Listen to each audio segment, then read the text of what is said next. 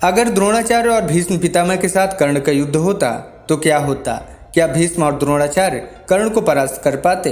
क्या ये दोनों अपने दिव्यास्त्र से कर्ण का कवच भेद पाते? सूर्यपुत्र कर्ण और भीष्म में कौन सर्वाधिक शक्तिशाली था और कौन सर्वश्रेष्ठ योद्धा? इन सभी सवालों का जवाब आइए आज की इस वीडियो में आपको बताते हैं। भगवान विष्णु के अवतार परशुराम में इतना पराक्रम था कि उन्होंने 21 बार धरती को क्षत्रिय विहीन किया था।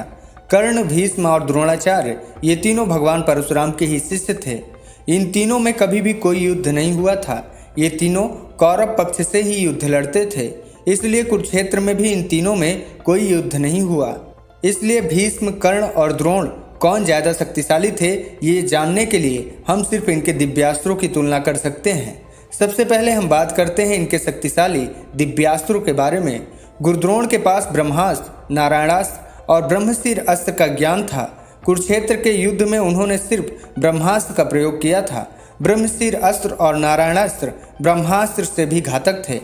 द्रोणाचार्य से उनके पुत्र अश्वत्थामा को यह अस्त्र मिला था।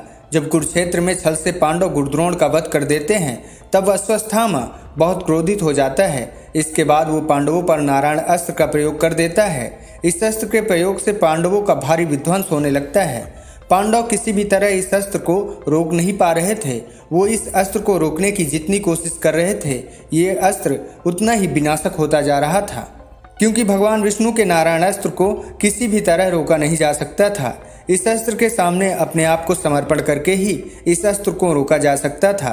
तब भगवान श्री कृष्ण पांडवों को नारायण अस्त्र के सामने आत्मसमर्पण करने को कहते हैं। पांडवों के आत्मसमर्पण के बाद ही नारायण अस्त्र का क्रोध शांत हुआ था। वहीं पितामह भीष्म के पास ब्रह्मास्त्र, पाशुपतास्त्र, रुद्रास्त्र जैसे अनेकों दिव्यास्त्र थे।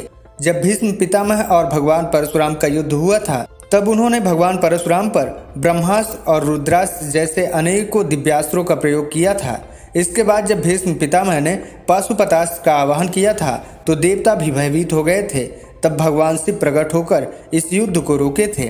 अब कर्ण के दिव्यास्त्रों के बारे में बात करते हैं। भगवान परशुराम के बहुत से शिष्य हुए, लेकिन कहते हैं कर्ण ही उन्हें सर्वाधिक प्रिय थे।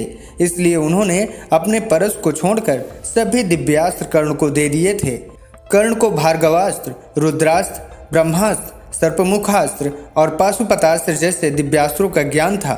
कुरुक्षेत्र युद्ध में कर्ण ने पांडवों पर भार्गव अस्त्र चलाया था। इसके प्रयोग से पांडव सेना में हाहाकार मच गया था। इस अस्त्र ने देखते ही देखते पांडवों के एक अक्षौहिणी सेना का वध कर दिया था। कर्ण के इस अस्त्र से अर्जुन को बचाने के लिए भगवान श्री कृष्ण ने अर्जुन को युद्ध भूमि से बाहर ले गए थे। इसके साथ ही कर्ण ने अर्जुन पर कई बार ब्रह्मास्त्र का भी प्रयोग किया था।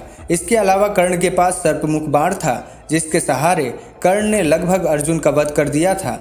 लेकिन भगवान श्री कृष्ण ने रथ को अपने पैर से नीचे दबाकर अर्जुन की रक्षा की थी।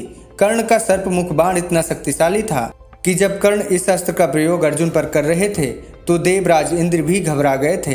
अब बात करते हैं पाशुपतास्त्र की। दोस्तों, कर्ण ने कभी इस अस्त्र का प्रयोग नहीं किया। ये तो हो गया किस वीर योद्धा के पास कौन सा शक्तिशाली अस्त्र था। आइए अब बात करते हैं इनके युद्ध कौशल की। दोस्तों, पितामह भीष्म को युद्ध में भगवान परशुराम भी उन्हें परास्त नहीं कर पाए थे।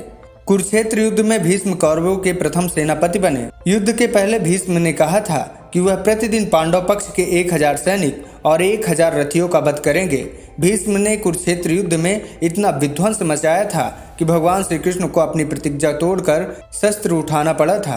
पितामह भीष्म के पास इच्छा मृत्यु का वरदान था, लेकिन उन्हें युद्ध में घायल जरूर किया जा सकता था और अर्जुन ने शिखंडी को सामने रखकर उन्हें घायल भी किया था।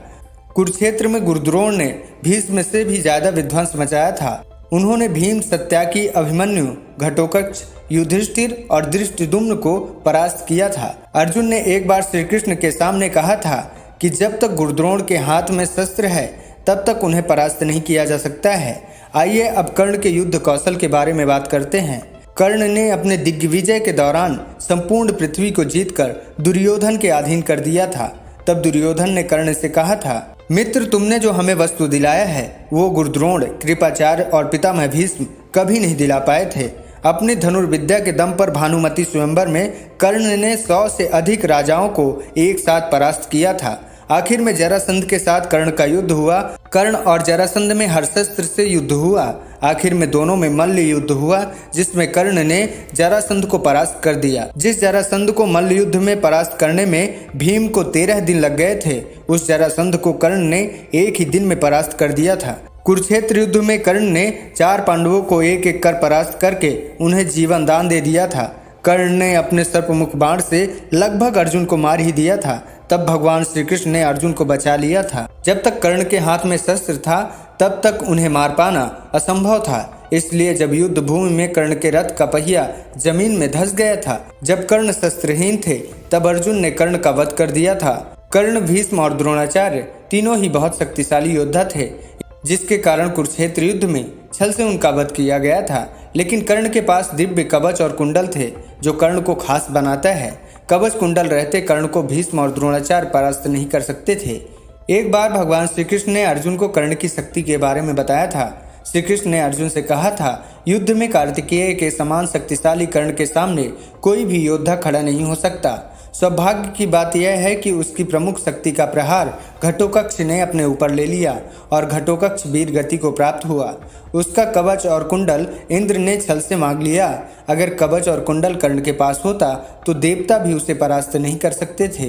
तब अर्जुन, तुम अपना गांडीव और मैं अपना सुदर्शन चक्र लेकर दोनों एक साथ जाते तो भी कवच कुंडल सहित कर्ण को नहीं जीत पाते। तो दोस्तों, ये थी कर्ण, भीष्म और द्रोणाचार्य की शक्ति और उनके अस्त्र शस्त्र के पराक्रम की पौराणिक कथा। जय श्री कृष्ण।